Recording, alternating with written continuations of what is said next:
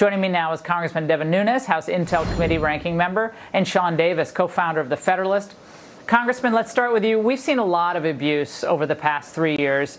You've been digging into this and digging into it, but this has to be one of the more egregious abuses of power, given how we know this thing went down now. Your thoughts? Well, clearly, General Flynn is going to have a civil rights case, and I think it's going to cost the government millions of dollars. Secondly, hopefully there's going to be some prosecutions for this matter, and the judge really has an opportunity here to step in and sanction these lawyers. So, and with all that said, Laura, we brought you this. The House Republicans brought you just a snippet of this information back in 2018.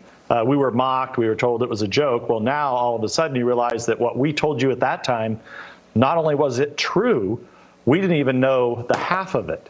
And even right now, you don't even have the half of it. There's more information coming out the rest of this week. So the evidence is continuing to pile up in General Flynn's favor. Which is what we told you and what most of us knew I've known General Flynn for nearly 15 years. And the idea that he would be a Russian agent is preposterous. It's a disgrace. And the way this whole thing went down, the meeting went down, the interview was billed as just a conversation. Sean, here's what Comey said about that fateful Flynn interview back in 2018. We placed a call to Flynn, said, hey, we're sending a couple guys over. Hope you'll talk to them. He said, sure. Nobody else was there. They interviewed him in a conference room at the White House Situation Room, and he lied to them. And that's what he's now pled guilty to. What did he think they were coming over there for? I don't think he knew. No, we didn't tell him. Sean, the hubris of Comey. I mean, my blood boils watching him, his manner, his priggish manner there, and his dismissiveness of the rights of an individual. You've been digging into this tonight. Tell us your thoughts. Right. I think it's clear now that James Comey will go down in history as the most corrupt FBI director in American history. He has had the worst reign. He has destroyed the FBI's reputation through his actions, his arrogance, and his corruption. He has made it more difficult, according to a federal prosecutor I spoke to today, for U.S. attorneys and FBI agents to get convictions across the country. And that will forever be James Comey's legacy, is this corrupt coup that he attempted to run against Donald Trump. Well, remember how this did go down, Congressman Nunes. I mean, they called him. I don't know, was the White House counsel involved in this at all? Did Don McGahn, I don't know if he walked him over, walked Sally Yates. I don't know how this whole thing went down, but you do. So remind us how it all went down. Well, let's remember the most important thing in all of the Russia hoax mess, and we've heard about illegal leaks.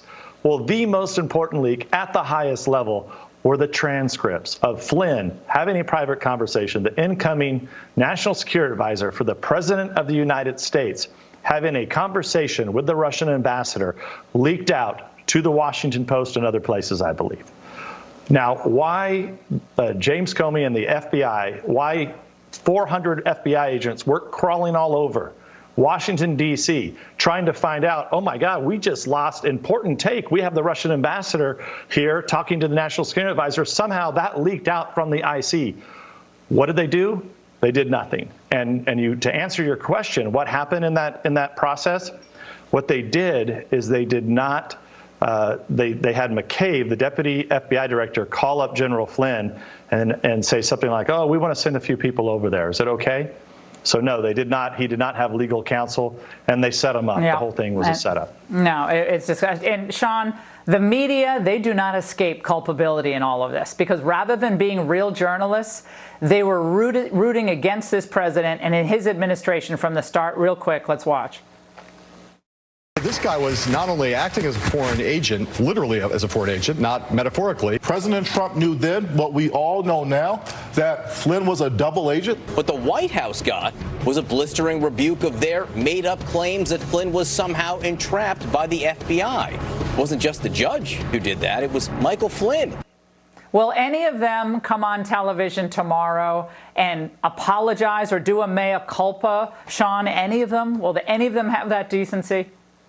No, it'll never happen, despite the fact that this entire collusion hoax could never have been perpetrated without their willing work in it. No, they will never return their Pulitzer Prizes that they got for reporting fake news. Yeah. They will never apologize. Right. They'll never Sean, admit they were wrong thank you so ever. much. We're going to stay on this tomorrow. We have a lot more to get to. Last Bite coming up.